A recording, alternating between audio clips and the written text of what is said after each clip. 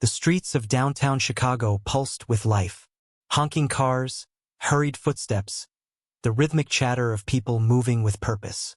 Street vendors shouted out their daily specials, advertising steaming cups of coffee and warm pastries, their scents teasing passers-by. But amidst the whirlwind of motion, one man remained still: Samuel. He sat hunched on a worn-out bench, his tattered coat pulled tightly around his frail body. The biting autumn wind cut through the layers as though determined to remind him how little he had left. His stomach twisted in protest, hollow from another day of near starvation.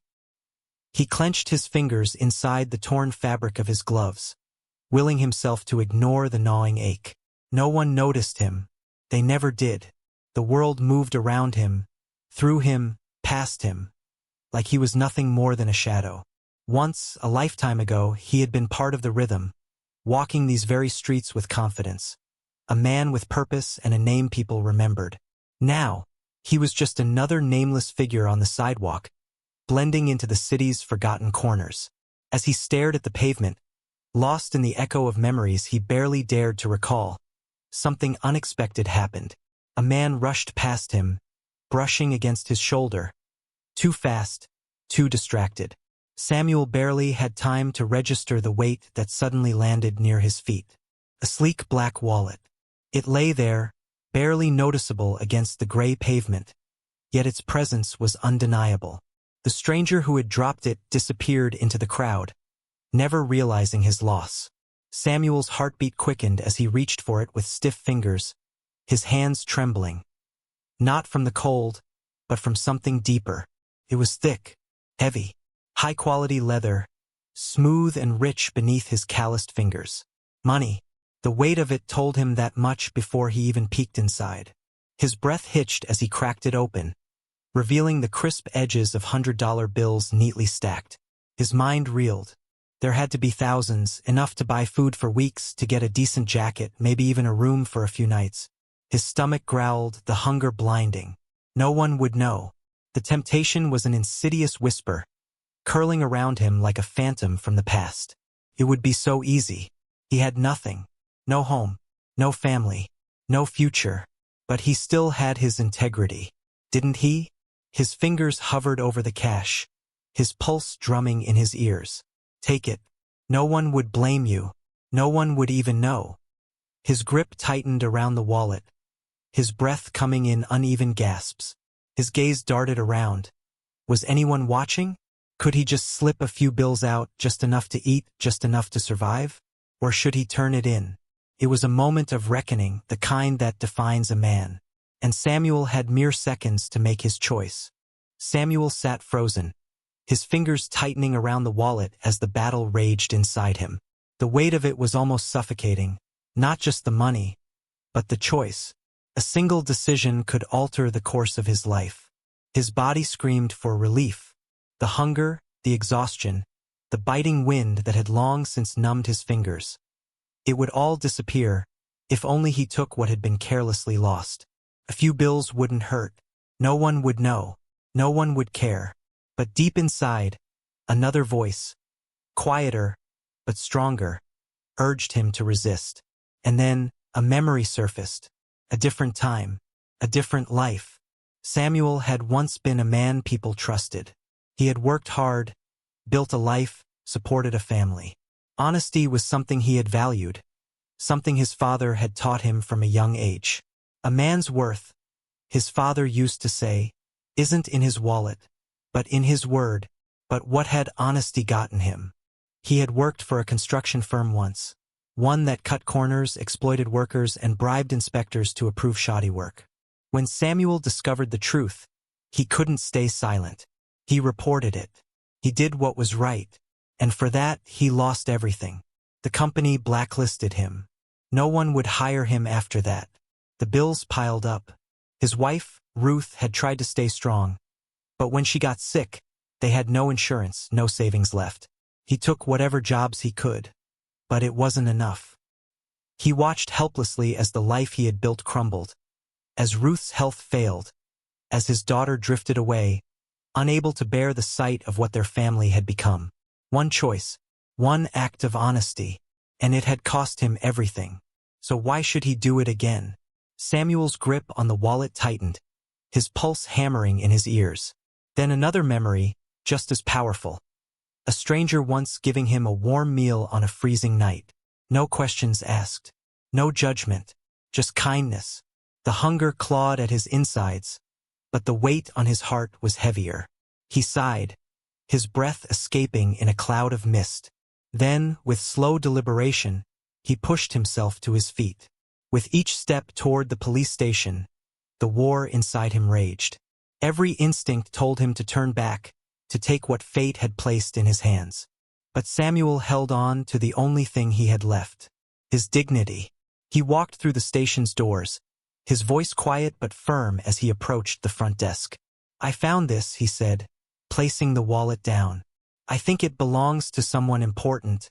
The police station buzzed with the low hum of conversations and the occasional crackle of a radio. Officers moved through the space, filling out reports, answering calls, and exchanging weary glances. Samuel stood at the front desk, shifting uncomfortably as the officer behind the counter examined the wallet he had just turned in. The officer, a middle-aged man with sharp eyes and a skeptical expression, opened the wallet and flipped through its contents. His brow furrowed for a moment before his gaze snapped up to Samuel. "You said you found this?" the officer asked, his voice carrying both curiosity and disbelief. Samuel nodded. "By the fountain, downtown." Looked important. The officer glanced back at the ID tucked inside and let out a low whistle. "Well, I'll be damned." He straightened, holding up the wallet as if it contained a small fortune. "Do you have any idea who this belongs to?" Samuel shook his head. "Didn't check the name." The officer turned the wallet around, revealing the driver's license encased in a plastic sleeve. The name was printed in bold letters. Martin P. Winslow. Samuel stared at the name, something flickering in the back of his mind. The name sounded familiar, but from where? He had spent so many years disconnected from the world, his past life a distant blur. But this name, it stirred something in him. Winslow. Where had he heard it before? The officer leaned forward slightly, lowering his voice as if discussing a celebrity. "Martin Winslow is one of the biggest real estate developers in Chicago. Guy's worth a fortune. If he lost this," the officer tapped the wallet, "he's probably in a panic right now." Samuel absorbed the words but felt nothing. What did it matter if this man was wealthy? People like Winslow lived in a world far removed from his. He had once brushed against that kind of life, back when he had a steady job, a home, a future, before everything fell apart. The officer studied Samuel for a long moment, his gaze flicking between the ragged coat, the worn boots, the sunken eyes of a man who had seen too many cold nights. Then he reached into the wallet, pulling out a crisp $100 bill. "Listen, buddy," he said, sliding the bill across the counter. For doing the right thing, Samuel's stomach twisted. $100. Enough for food, for shelter, for relief, at least for a little while. His fingers itched to take it. He could already taste the warmth of a hot meal, feel the comfort of a bed beneath him. But something inside him recoiled. If he took it, what did that make him? He exhaled slowly and shook his head. "No, thank you." The officer blinked. "You sure? Guy like Winslow won't miss it." "I didn't do it for a reward," Samuel said simply. The officer hesitated, then gave him a look of something that might have been respect. "All right," he said, tucking the bill back into the wallet. "Your call." Samuel nodded once and turned to leave, stepping back into the cold air of the city. His stomach still ached, his future remained uncertain, but he had made his choice. What he didn't know was that, at that very moment, Martin Winslow was searching frantically for his missing wallet. And Samuel's decision was about to change both of their lives forever. Martin Winslow paced his office, frustration boiling beneath his composed exterior. His fingers drummed against his desk as his assistant stood awkwardly nearby, awaiting further instructions. "It has to be here," Martin muttered, running a hand through his neatly combed hair. "I had it this morning. My credit cards, my IDs, hell, there was cash in there. Thousands." He exhaled sharply, his annoyance mounting. A missing wallet was an inconvenience, But the idea of someone else having access to his personal information? That was an entirely different level of concern. Then his phone buzzed. "Mr. Winslow?" came a voice on the other end. "This is Officer Grant from the local precinct. I believe we have something of yours." Martin's pacing stopped. His grip tightened on the phone. "My wallet?" "Yes, sir. It was turned in earlier today. Completely intact." Relief washed over him, but it was quickly replaced by something else. Confusion. "Who brought it in?" The officer hesitated before answering. "A man down on his luck from the looks of it. He didn't leave his name, didn't take anything, just walked in, handed it over, and left." Martin was silent, trying to process the information. He had expected the worst, expected his cards to be drained, the cash gone. Instead, someone who needed the money more than he ever could had chosen honesty. "Did you say he didn't leave his name?" Martin asked, his voice quieter now. "That's right," the officer confirmed. "Didn't want anything in return either." Martin sat down slowly, his mind racing. Why? Why would a man with nothing make such a choice? People in this city took advantage whenever they could. Martin had seen it countless times, had even built a career on understanding human nature, knowing what drove people, what made them tick. And yet, this was something else, something rare, something he needed to understand. "Officer," Martin said, his voice firm now. "Do you have security footage from the station?" "Already checked," the officer replied. "We've got a grainy image of him coming in. Tall, older, rough around the edges. Not much else." Martin's mind was made up. "I want to find him." It didn't take long. His assistant pulled street camera footage from the area near the fountain where he had lost the wallet. The grainy images showed a man in a worn-out coat, pausing at the sight of the wallet before eventually walking away toward the police station. With that lead, Martin turned to the city itself. He had resources, connections, a few calls to local food vendors, some inquiries with people who spent time around the parks, and finally, someone recognized the description. "You must mean Sam," said a middle-aged woman selling hot dogs on the corner near the park. "Sweet guy. Down on his luck. You'll usually find him on the benches near the library or sometimes by the church. Doesn't bother nobody." Martin nodded, thanked her, and made his way toward the park. And then there he was, sitting alone on a bench, a cup of coffee in his hands, gazing at the trees as if he were lost in another world. Martin took a deep breath, straightened his coat, and walked toward him. The man who had nothing had given back something priceless. Now Martin intended to return the favor. Samuel sensed the man's presence before he even spoke. Years on the streets had sharpened his instincts, taught him to recognize when someone approached with intent rather than indifference. He turned his head slightly and was met with the sight of a well-dressed man in a dark coat, his polished shoes too clean for the scuffed pavement beneath them. "Martin Winslow. Do I know you?" Samuel asked cautiously, gripping his coffee cup as if it were a lifeline. Martin gave a small, knowing smile. "Not yet, but I believe you're the reason my wallet is sitting safely on my desk instead of in someone else's pocket." Samuel stiffened, suddenly aware of how he must look. Tired, unkempt, a man society had long forgotten. He glanced away, uncomfortable. "You didn't have to come find me," he muttered. "I wanted to." Martin sat down beside him on the bench, ignoring the way Samuel subtly shifted, putting space between them. "I wanted to thank you." Samuel let out a dry chuckle. "You just did." Martin studied him for a moment before speaking. "Have you eaten today?" Samuel's jaw tightened. He didn't answer, but the silence spoke for itself. Martin took that as his cue. "There's a diner across the street. Let me buy you breakfast. Just one meal." Samuel hesitated, then exhaled through his nose. Pride had been his only possession for a long time, but pride wouldn't fill an empty stomach. Finally, he nodded. The warmth of the diner was almost overwhelming after so many nights in the cold. Samuel sat stiffly in the booth as Martin ordered for them both. Eggs, toast, bacon, and coffee. As they ate, Martin probed carefully. "What happened, Samuel?" Samuel paused mid-bite. "What do you mean?"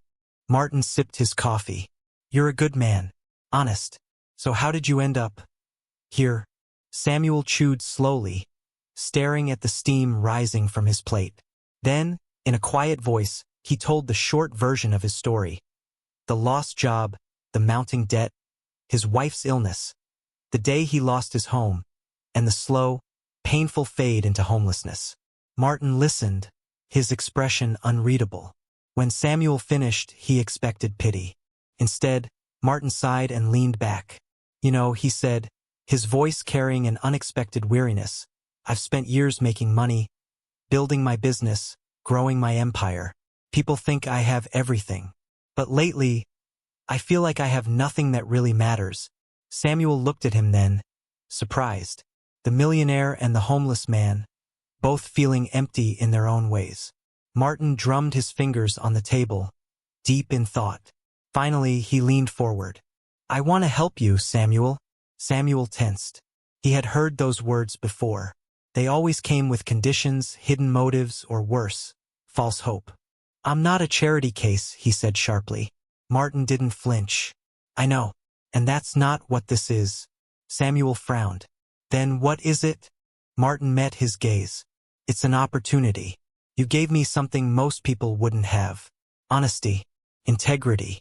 You reminded me that people like you still exist. And I believe people like you deserve a second chance. Samuel scoffed. A second chance? He gestured to himself. Look at me. I stopped getting second chances a long time ago. Martin shook his head. That's not true. If you had given up, you wouldn't have returned that wallet. That tells me you still believe in something. Samuel clenched his jaw, his mind screaming at him to walk away. He didn't trust rich men. Rich men didn't care about people like him. And yet, Martin didn't seem to be offering a handout. He was offering a choice. What are you suggesting? Samuel asked warily. Martin leaned forward. Let me put you up in a place for a while. Just a room. A safe place to sleep. No obligations. And if you're willing, I can connect you with a job. Something real. Something that gives you your dignity back. Samuel studied him, searching for the catch. Why would a rich man care about a nobody like me? Martin's expression softened. Because you reminded me of something important. That wealth doesn't make a man, good choices do. The words hit Samuel harder than he expected. He looked down at his half-empty plate, the offer hanging between them like a lifeline he wasn't sure he had the strength to grab. Finally, in a voice so quiet it was almost lost beneath the hum of the diner, Samuel spoke. Okay. A fragile agreement had been made, and neither man had any idea just how much it would change both of their lives. Samuel never thought he'd sleep in a real bed again. But here he was, staring up at the ceiling of a small but clean motel room. The air smelled of fresh linens instead of damp concrete, the sheets soft against his skin instead of the cold, unyielding pavement he had grown used to. The simple act of stretching out without shivering felt unnatural, luxurious. He wasn't sure how to accept it. Martin had kept his word. The day after their breakfast, he had paid for a modest room, enough for Samuel to have a roof over his head for the first time in years. No obligations, Martin had said. Just a place to start. But starting over wasn't just about having shelter. The real battle was in his mind. Each morning, Samuel woke up questioning whether he deserved this. The years of hardship had left deep scars. Ones that whispered cruel truths in the quiet moments. You're still nothing. This won't last. People like you don't get second chances. But despite his fears, something had shifted. Martin didn't treat him like a burden. He didn't lecture or pity him. Instead, he simply showed up, checking in, bringing small gestures of kindness that felt foreign yet grounding. And then came the job. It wasn't flashy or high-paying, but it was real. Martin had arranged for Samuel to work at a local community center, maintaining the grounds, cleaning, and helping with odd jobs. It was honest work, and for the first time in years, Samuel felt needed. The children at the center smiled at him. The staff learned his name. He wasn't invisible anymore. And surprisingly, Martin was changing, too. At first, Samuel assumed Martin's generosity was a fleeting act, a rich man's temporary interest. But as weeks passed, their relationship deepened. They spoke often, sharing quiet conversations over coffee, walks through the park. Samuel had never expected a man like Martin to understand his struggles, but somehow he did. Martin, despite his wealth, had his own ghosts, loneliness, regrets, broken relationships he rarely spoke of. Somehow, two men from opposite worlds had found an unlikely bond, bound not by circumstance, but by something deeper. But just as Samuel began to accept this new life, an old wound tore open, a wound in the shape of a name, Emily. It started with a memory. One night, as Samuel lay in his motel bed, staring at the ceiling, an old image flickered through his mind. His daughter as a little girl, laughing as she ran through autumn leaves. The ache that followed was unbearable. He had spent so many years convincing himself that part of his life was gone. But now, with the stability Martin had given him, the painful question resurfaced. Was Emily still out there? Did she ever think of him? He had no right to ask. He had let her go. After his wife's death, after he lost everything, he had told himself she was better off without him. But the truth was he had been a coward. Martin noticed the shift immediately. "You've been quiet," he said one evening as they sat in his study, the fire casting soft shadows along the walls. Samuel hesitated, then sighed. "I've been thinking about someone. My daughter, Emily." Martin listened intently as Samuel spoke for the first time about the family he had lost. Not just Ruth, but the little girl who had once clung to his hand, who had once looked at him like he was the strongest man in the world. "I haven't spoken to her in years," Samuel admitted, his voice heavy. "Last I heard, she moved out west. Got married. She might have kids by now. For all I know." Martin studied him for a long moment before speaking. "Do you want to find her?" Samuel let out a weak chuckle. "It's not that simple." "Why not? What if she doesn't want to hear from me? What if she hates me for leaving?" Martin leaned forward. "You won't know unless you try." The words sat heavy in Samuel's chest. The next day, at Martin's encouragement, he wrote a letter. The hardest thing he had ever written. He told Emily everything. His regrets, his mistakes, his longing to see her again. Then he sent it, and waited. Days turned into weeks. Each passing moment chipped away at his hope. Maybe she had moved on. Maybe she had forgotten him. Then, one morning, an envelope arrived. The handwriting on the front was delicate, careful. Samuel's fingers trembled as he opened it. Inside was a letter, and photos. The first image stole his breath away. A woman, Emily, grown but still his little girl. Still the same eyes that had once looked up at him with love. Beside her stood a man, her husband. And in front of them, two children, his grandchildren. Samuel's vision blurred as he traced the photo with his fingers. The letter was filled with forgiveness. She had missed him. She had wondered if he was still alive. She wanted to see him. Samuel let out a choked breath, overwhelmed. He had convinced himself he had lost her forever. But here she was, waiting. Martin smiled when he saw the look on his friend's face. "When do we leave?" he asked. And for the first time in years, Samuel dared to believe in something he thought was lost. Hope. The airport was crowded, a blur of movement and noise, but Samuel barely noticed. His heart pounded in his chest as he stepped through the terminal, his fingers tightening around the strap of the small duffel bag he carried. Everything he owned, packed into a single bag. Beside him, Martin walked in easy strides, a reassuring presence. "You ready?" he asked quietly. Samuel swallowed hard. "I don't know," he admitted. "What if she looks at me and sees a stranger? What if—" "Stop," Martin interrupted gently. "She wrote you back, Samuel. She wants to see you. That's what matters." Samuel nodded, though the fear remained. What if she regretted reaching out? What if he was too late? Then suddenly he saw her, Emily, standing just beyond the security checkpoint, scanning the crowd with nervous anticipation. She was older now, of course, a woman, not the child he had lost all those years ago. But her eyes, they were still the same soft brown that had once looked up at him with trust, with love. For a long moment, neither of them moved. Then, she took a hesitant step forward. "Dad?" His breath hitched.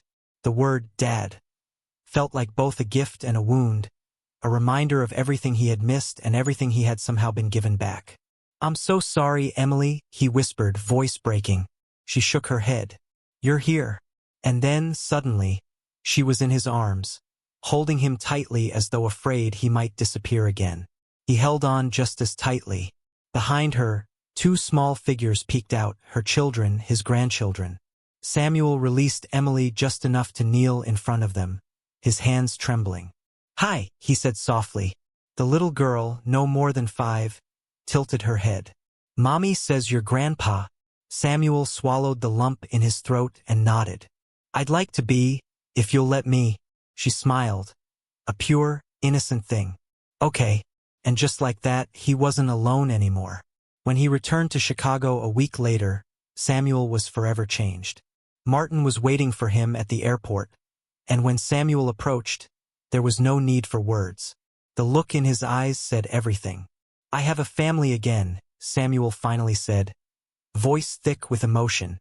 "I never thought I'd get that back." Martin smiled, a rare, genuine expression. "You gave me something too, Samuel." "What's that?" Martin exhaled, glancing out at the city beyond the glass windows. "Perspective." He turned back, his voice quieter now. "I spent my life chasing success, thinking wealth was the greatest measure of a man. But you showed me otherwise." Samuel chuckled, shaking his head. "We both got a little lost, didn't we?" Martin nodded. "Maybe.